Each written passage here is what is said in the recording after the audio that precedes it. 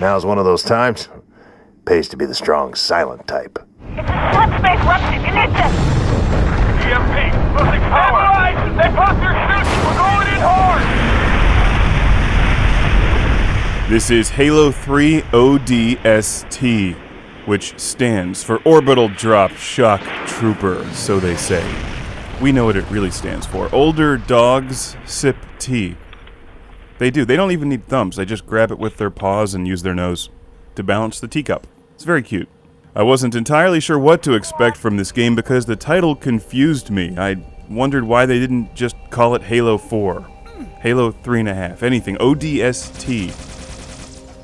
I'm not really into the whole Halo mythology. I don't read the books. I've always enjoyed the video games because they're tremendous first-person shooters. Although I think the storyline and the main characters are wildly overrated. Halo 3 ODST may not have what I consider an amazing story, but they do an incredible job telling the story. And combined with the gameplay that you'd expect from a top-notch Halo shooter, this game kicks ass. Gameplay in ODST is very similar to Halo 3. In fact, it's pretty much identical, but stylistically, the environment and the entire feel of the game is very different. I have to comment on the music because they've taken some chances with the music in the game. At times you're listening to what seems like smooth jazz and piano, but it works really well. It's very well produced. I applaud the designers and the musical team for doing something different that you would not expect to hear in a high-profile, big-budget shooter like this.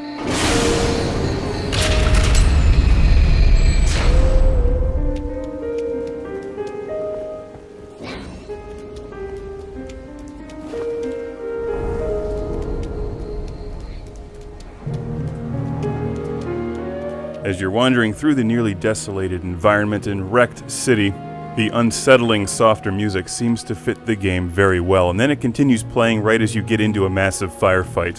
When you hear the piano and look across the neon-bathed, drizzling future cityscape, it's hard not to think of Blade Runner. But if you can't be inspired by Blade Runner, what can you be inspired by? How about Predator? One of the main characters is named Dutch. I'm hoping that's a Predator reference. The method of storytelling that we see in this game is something that has been used before in cinema for years, where the story is told through a variety of different characters and their perspectives in a series of flashbacks, which eventually combine to form the ending of the story. The movie that immediately jumps out at me is the 1950s film Rashomon from Akira Kurosawa, which used the exact same technique.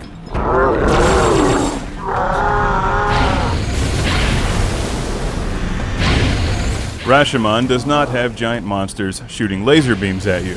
But wait, there's more. In fact, the main character in the game, the Rookie, is a lesser character witnessing larger events. Another technique used in Kurosawa's The Hidden Fortress, later adopted by Star Wars. However, you don't buy this game to listen to music or talk about film theory. You buy this game to blow things up without mercy, splattering your enemies all over the place.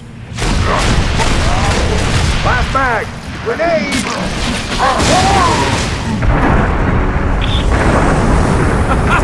This day ain't turning out so bad after.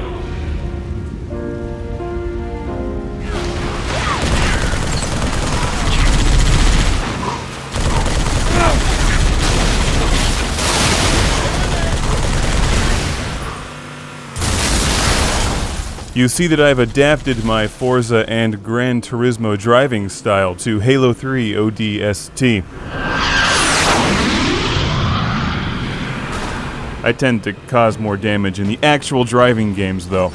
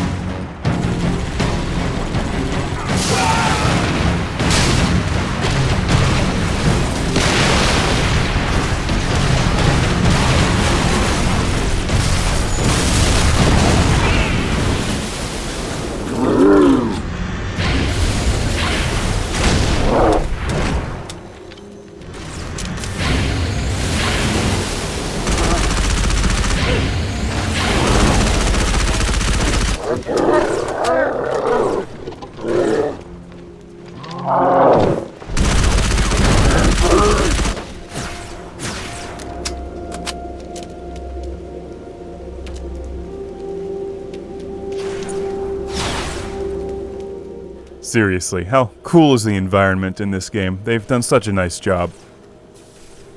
I have much more to talk about and some more gameplay to show. This is a 3-part review. Officer Bradley, control. In part 2, I'll be talking about some more details in the gameplay, and then part 3, I will cover the multiplayer. You get an entire second disc just for multiplayer in this game.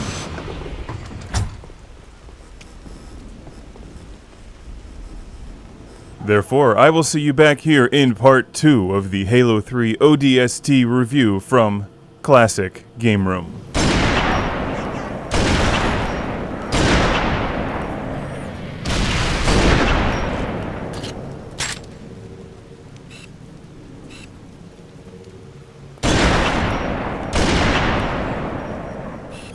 Trying to kill bad guys here.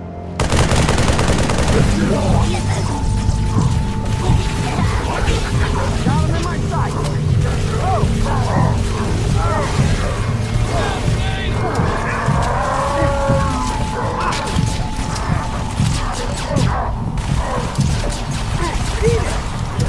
Dropping back.